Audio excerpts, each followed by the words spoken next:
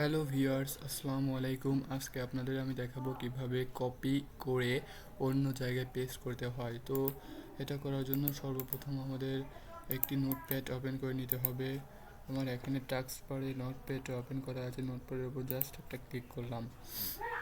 আপনারা যদি notepad open করতে চান তাহলে স্টার্ট বাটনে গিয়ে নোটপ্যাড লিখে সার্চ করলে নোটপ্যাডটি ওপেন হয়ে যাবে। এখানে আমার কিছু অ্যাপ্লিকেশন কপি পেস্ট করা আছে, জাস্ট আমি এগুলোকে কন্ট্রোল এ চেপে কপি সিলেক্ট করে কেটে দিলাম।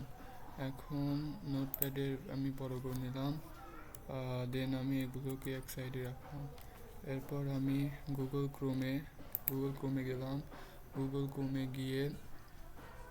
ক্রোম ওপেন হচ্ছে। গুগল ক্রোমে গিয়ে যে কোনো একটা অ্যাপ্লিকেশন সার্চ করব।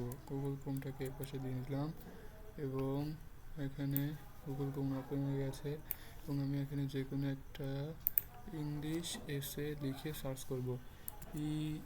ENGLISH English. এই দেখুন এখানে ইংলিশ এসে চলে এসেছে। পরে ইংলিশ এসে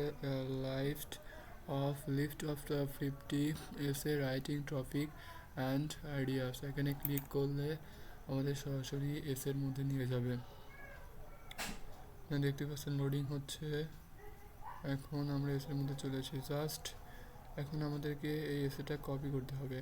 কপি করার জন্য আমাদের যে মাউসের কার্সারটা আছে সেটা সিলেক্ট করতে হবে। কপি করার আগে সিলেক্ট করতে হবে। সিলেক্ট করার জন্য আমাদের যে মাউসের কার্সারটা আছে সেটাকে এভাবে চাপ দিয়ে ধরে এরকম সিলেক্ট করতে হবে। আর যদি এরকম না হয় আপনি কন্ট্রোল চেপে রেখে এরকম করে কপি করতে পারবেন। তো আমি কন্ট্রোল এ দিয়ে দিচ্ছি, ফুল কপি হয়ে যাবে। হ্যাঁ, কপি করার পর আমি এখান থেকে ক্লোজ করে দেবো এটাকে। তারপর সরাসরি নোটপ্যাডে চলে এসে আবার মাউসের রাইট বাটনে ক্লিক করব। ক্লিক করার পর এখানে দেখুন পেস্ট চলে এসেছে, পেস্ট অপশনে ক্লিক করব। তাহলে দেখেন আমার সম্পূর্ণটা এখানে পেস্ট হয়ে গেল। তো এই ছিল আজকের ভিডিও। ধন্যবাদ সবাইকে।